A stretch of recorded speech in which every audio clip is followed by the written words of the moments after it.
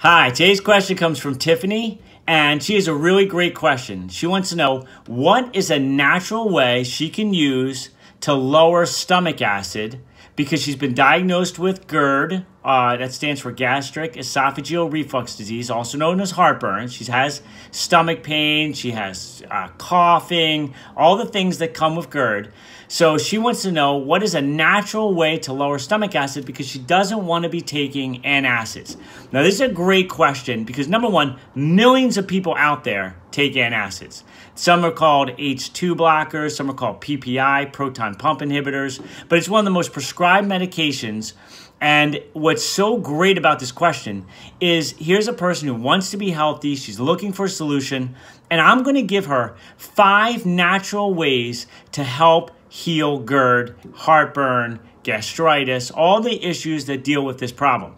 But I am not going to give her 5 ways to lower stomach acid because lowering stomach acid is not the problem. That's right. The problem is not that there is too much acid. The problem is that there is too little acid. So I'm going to give you a quick little science explanation on this because you have to understand this to understand why it's so critical to get off these antacids and start using this 5-step natural approach. Here's how it goes. When you eat food, it goes down the esophagus and it passes a one-way valve called the LES, lower esophageal sphincter. We'll just call it the LES. When the food gets in the stomach, something breaks that food down into really small pieces so we could digest and absorb it in our small intestines. That something is acid. We need acid to break and absorb protein, break down and absorb vitamin C, B12, zinc, iron, calcium. All these vital minerals, nutrients, and protein is needed for our body to function at 100%. If we don't have it, people have shown to get osteoporosis and anemia and all these side issues due to the fact that they've been on antacids, lowering their stomach acid. So here's what happens. If there's not enough acid in the stomach, not only are we not absorbing these nutrients, we're also not killing the bad microbes that are coming in from the food. So acid serves 2 critical points. Number one, obviously the breakdown and digestion of these vital nutrients, and also it kills these bad microbes. So people who've been on antacids for a long time have 2 big problems. Number one, nutrient depletion. Number 2, they have a dysbiosis. Their bad bacteria is proliferated, is grown, and it's not in balance with the good bacteria that we need for a healthy body. So here is the 5-step approach we need to take care of this. Because when the acid is too low in the stomach, the acid, when it is too low, it will not trigger the LES to close. Because that LES, like I said, is a one-way valve. Acid is what keeps it shut, so acid doesn't come up from the stomach, which is meant to handle the acid, and onto the esophagus, which is not meant to handle the acid. And that's why people get GERD. The acid goes through this valve and hits the esophagus. We need to keep this valve shut tight. And the way to do that is to have a proper amount of acid in the stomach, not too little acid. So here we go, the 5-step approach. Number one, you're going to have to change your diet. The things that affect this sphincter, the things that affect acid production is a healthy diet. So get rid of the sugars, get rid of the processed grains, get rid of dairy products initially, and then increase lots of fruits and vegetables. Make sure you're having sprouted grains. And if you are going to have dairy products, make sure they're from grass-fed cows. So number one, you have to clean up the diet. Number 2, we have to create a balance between the good and bad bacteria. So like I said, when you've been having low acid for a while, it's going to allow the bad bacteria to grow because acid is so critical at killing the bad bacteria.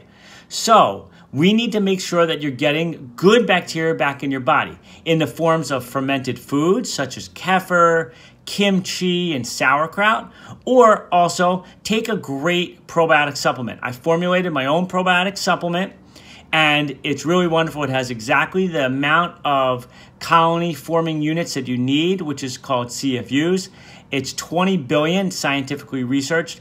And then also you have to have a prebiotic to make sure these bacteria are nourished. So I threw a prebiotic in there. And lastly, I put in something called L-glutamine, which is so critical as well. We'll get to that in a minute. But you need these probiotics to make sure that the good bacteria are crowding out those bad bacteria. And that will help better stomach function, that will help better acid production, and allow that LES to stay shut so the acid doesn't come up and irritate the esophagus. The third thing you need to do is repair nutrients. Now, if you've had acid reflux and GERD for a long time, you're inflamed in there, there's no doubt your tissue needs to repair. My 4 repair nutrients I recommend are L-glutamine, like I said. That's why I put it in the probiotic I formulated. I also love marshmallow root, DGL licorice root. Make sure it says DGL because straight licorice root can maybe give a rise to your blood pressure. And then the fourth thing is aloe vera. Those 4 nutrients to help repair the lining of the esophagus and stomach if they've been irritated due to the fact that you've had low stomach acid for a while and this acid reflux has been there for some time. The fourth thing you need to do to treat and heal GERD is to take care of something called H. pylori.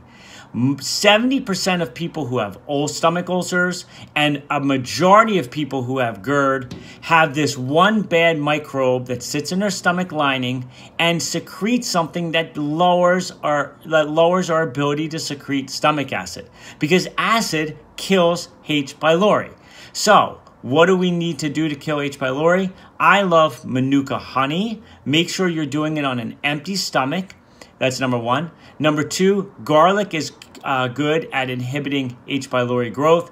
And the third thing I recommend are cruciferous vegetables, broccoli, cauliflower. They have certain nutrients in there, especially broccoli sprouts has a certain nutrient in there that can help inhibit H. pylori growth. So we need to kill that H. pylori. And again, H. pylori loves an alkaline environment. So when you're taking antacids, H. pylori is only even healthier and happier because now it could proliferate and cause more problems. So, since we also have to kill the H. pylori with an acidic environment, the fifth thing I love is make sure that you're doing a little apple cider vinegar about 30 minutes before your food.